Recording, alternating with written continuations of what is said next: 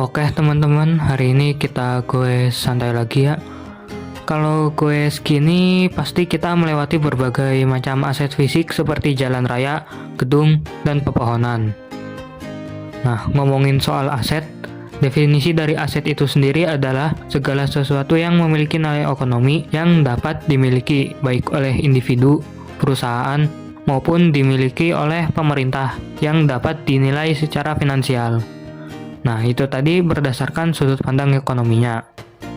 Sebagai segala sesuatu yang memiliki nilai ekonomi, aset sudah pasti harus dikelola dengan baik, sehingga ada yang dinamakan siklus aset, yang berdasarkan pendapat dari Pak Gima Sugiyama pada tahun 2017, siklus aset ini meliputi perencanaan kebutuhan aset, pengadaan aset, pemenuhan aspek legal aset, inventarisasi aset, penilaian aset, pengoperasian aset, pemeliharaan aset, pembaharuan atau rejuvenasi aset, penghapusan aset, dan pemusnahan aset, serta pengalihan aset. Untuk lebih jelasnya, dapat dilihat dari gambar siklus aset berikut.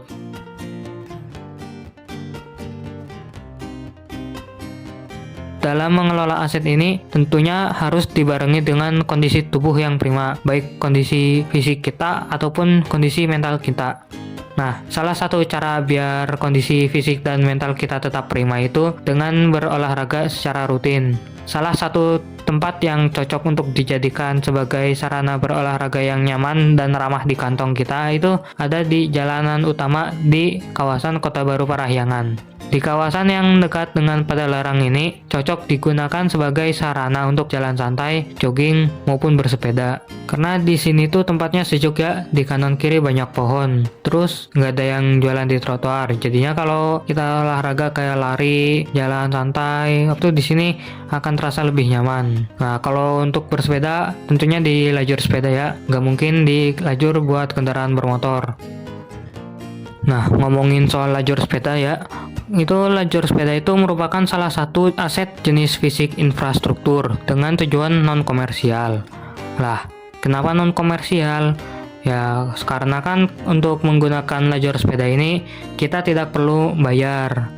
Nah, kalau contoh lain dari aset dengan tujuan non-komersial itu ada jalan raya, tempat ibadah, jembatan, dan berbagai aset lainnya, baik milik pemerintah maupun swasta, yang digunakannya itu untuk kepentingan dan kesejahteraan masyarakat banyak, alias tidak digunakan untuk memperoleh keuntungan. Nah, kalau aset yang digunakan untuk memperoleh keuntungan itu aset dengan tujuan komersial, contohnya itu kayak jalan tol, hotel, dan mall.